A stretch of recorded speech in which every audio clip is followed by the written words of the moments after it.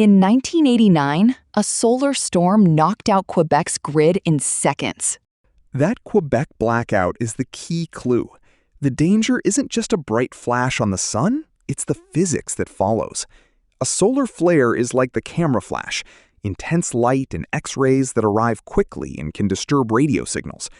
A coronal mass ejection, or CME, is the slower cloud of charged plasma that can slam into Earth's magnetic field hours to days later.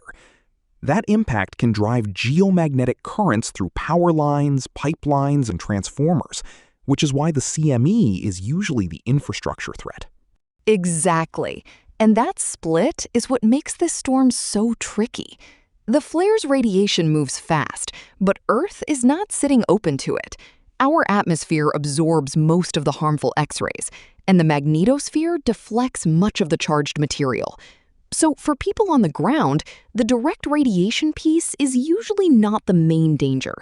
The bigger concern is what slips past those defenses and disturbs the systems we've built above and around us. And that glow can be ominous. During the 1859 Carrington event, auroras were reported as far south as Cuba and even near the Caribbean. That Carrington reach is the scale clue. A storm like that today would first stress power grids, satellites, and GPS. The exact losses are uncertain, but the vulnerability is well established because modern infrastructure depends on long conductors and space-based timing. That's the cleanest way to frame it. The 1989 Quebec blackout is the best real example because it shows how fast geomagnetic currents can trip a modern grid. For scale, a 2013 estimate of a Carrington-level storm put U.S. losses at roughly $0.6 trillion to $2.6 trillion. But that range is not a prediction. Global damage is still hard to pin down because the outcome depends on storm direction, how long the disturbance lasts, and how much grid protection is in place. That uncertainty matters, but the weakness is still very concrete. A geomagnetic storm doesn't usually zap the grid like lightning. It acts more like a slow electrical shove across very long conductors, transmission lines, pipelines, even railroad tracks. When that changing magnetic field induces current, the trouble concentrates at transformers because they are built to handle steady alternating current, not extra direct current riding on top. That can overheat them, distort their magnetic cores, and force protective shutdowns. If enough key substations drop out in sequence, one failure can spread load to the next, and that's how a local problem becomes a cascading failure. Leo, that's the key distinction. The grid problem is about induced currents on the ground, but space gets hit in a different way. Satellites can take direct circuit damage when energetic particles punch through electronics. And even when they keep running, the upper atmosphere can swell and create extra drag, making low-orbit satellites lose altitude faster and need corrective maneuvers. GPS also gets messy because geomagnetic storms can seed ionospheric bubbles that bend signals and nudge positions off by enough to matter for navigation, timing, and aviation routing. Not apocalypse, just a lot of small systems suddenly becoming unreliable at once. That drag piece is easy to miss until you picture it at human scale. A puffed-up atmosphere is like walking through a snowbank. Nothing breaks immediately, but every step takes more effort. And a satellite in low orbit feels that same extra resistance, so its path changes faster, and operators have to correct sooner.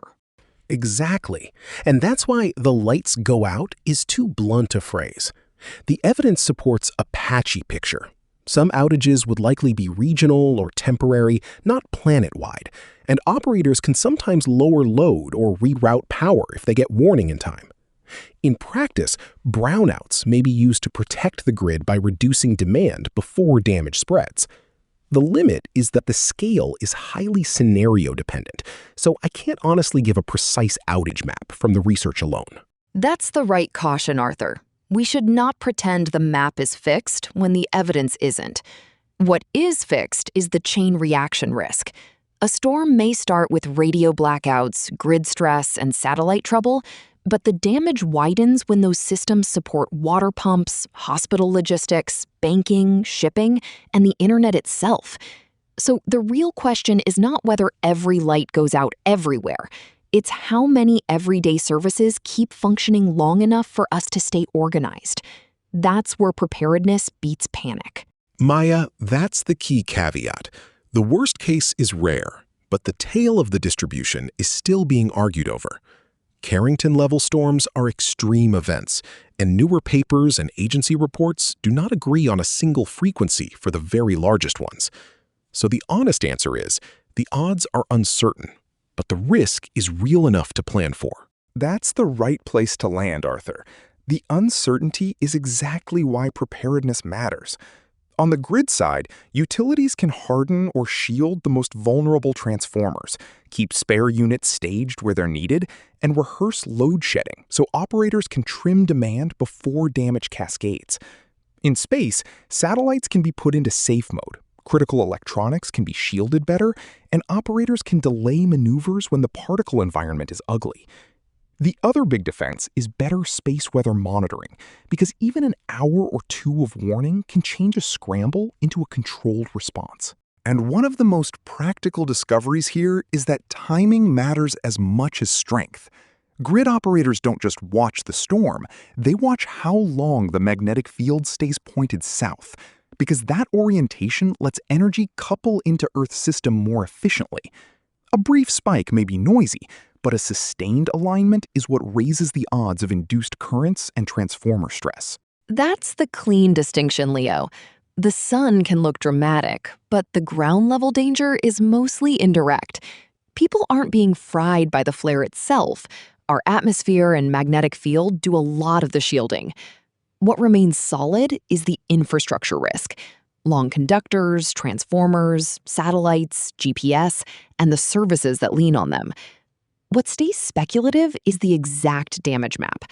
So with that in mind, let's turn to the question of what recovery would actually look like. And that recovery starts in two very different clocks, the human clock and the hardware clock.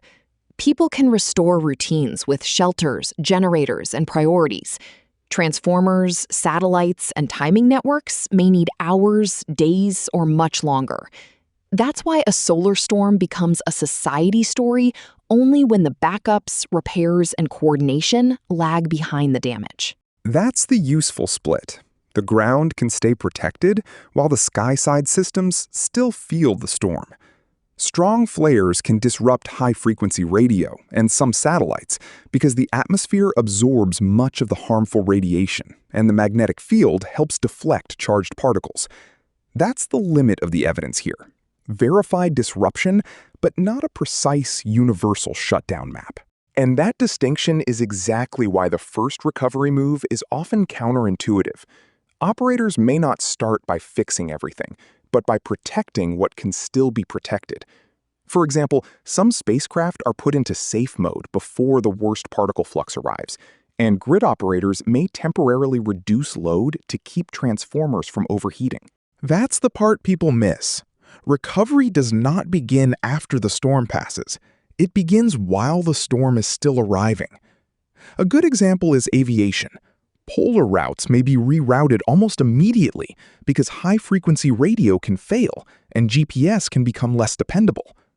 So the real choreography is triage.